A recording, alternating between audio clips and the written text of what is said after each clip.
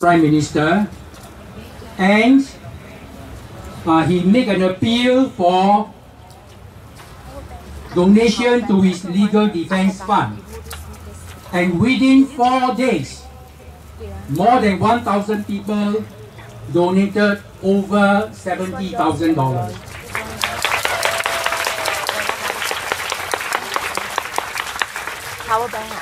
I want to acknowledge this very strong support from the people of Singapore, from all of you here, for your support and your encouragement for Roy in this fight against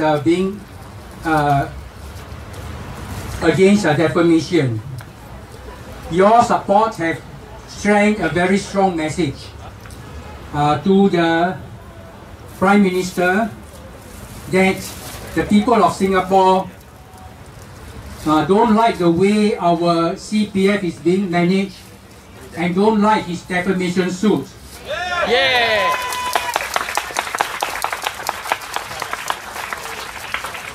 And if there's any doubt about this support, you just have to take a look at the crowd here today.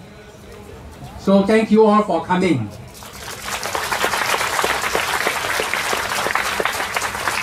The event today is called Return Our CPF. Now what does this mean? Now most people will say, give us back all our CPF when we reach age 55. This is what you promised us when you set up the CPF. Keep to your promise. We are adults. We know how to take care of our money. Yeah. But for people who make this demand, I want to share with you 2 important points for you to consider. When CPF was first started, more than 50 years ago, people retire at 55 and they live until 65. 10 years. Today, they live until 85. So, if you take out all your money at 55, it will not last very long.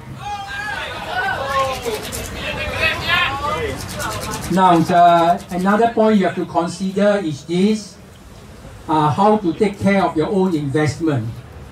You must look at what happened to some people who make very bad investments during the 2008 global financial crisis. You saw what happened to the mini bond, to the other investments. Also, you must, there are also other people who make investments in gold bar, in land banking. So if you want to take out your money, you must be careful. You must make sure you know what are good investments and what are bad investments. So these are the 2 points I want you to think about as you demand your money to be taken out. But I agree with you, our current CPF is not satisfactory. Why? Because at age 55, many people can't take out any money. Even at 65, they can't take out any money except a small monthly sum. But many people, when they are 55, they may have got some debt. They borrow some money. Why? They lost their jobs. Not because they are lazy, they lost their jobs. And some are medical bills. And some are education fees. So, a CPF scheme where the minimum sum keep on increasing and people can't see their money, that is also not satisfactory. So we must also be asking for changes. Do you agree? Yeah. Now what are these changes? the organizers have sent a petition to make 4 demands. The first demand is pay us better interest on our CPF. Now 2.5% is too low, 4% is too low. Because CPF money is long-term saving. Long-term saving, you don't invest in government bonds. So it must be quite stupid to put the money to invest in low-yielding government bonds. So we need to have better people to manage our CPF and earn a higher return. Yeah. Now if you look at other investments over the last 30 years, the return is much better than 4%. So if the CPF is better managed, can be 6, even 7%. So the first demand is give us a better return on the CPF. The second demand is give us the option to opt out of minimum sum. To opt out of CPF Life. Yes. Now, I want to suggest that you should not take out all your money at 55. It's too early. So it should be 1/3 at 55 and 2/3 at 65.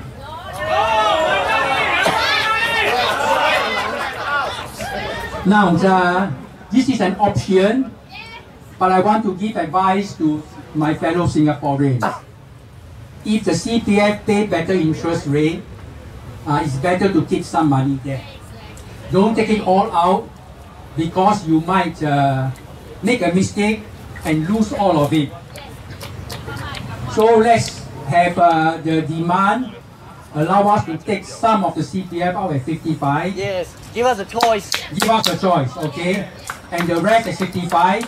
But still, I want a Singaporean to be to consider carefully.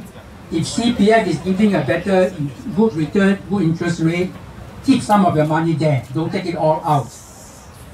The third demand is we want transparency in GIC and Temasek Holdings. Yeah. Now here, I want to say not just our CPF money, but also the other money which belong to the people of Singapore. These are our budget surplus. So we want to have transparency in how the money, how the funds are being invested. Now, don't expect all investments to be good. Those of us who invest, sometimes some are good and sometimes some are bad. So can be, so long as everything on the whole is the good more than the bad. Alright, so we want to have more transparency in our investment in the GIC and in Temasek Holdings. Now, some people say Singapore needs to have secrecy to defend our Singapore dollar. Bullshit. I agree with you. I agree with you. It is bullshit. So we need to have a greater transparency. And the last demand is if our money is kept beyond 65, allow us to have a bigger payout. Why bigger? Because those people with not enough CPF, not enough minimum sum, they only get $300-400 a month. And that is not enough. Today you need to have at least about $800 a month. Now, 1,000. If we have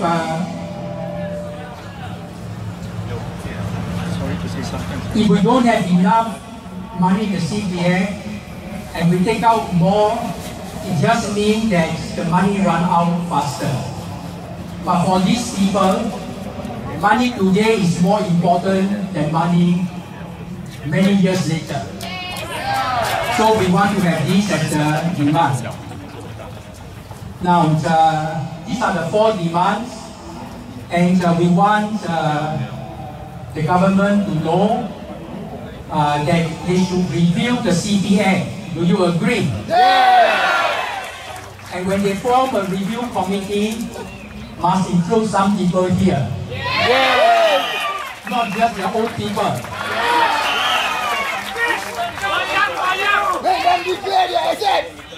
Okay, now those are the things I want to say today. And I just have one final word.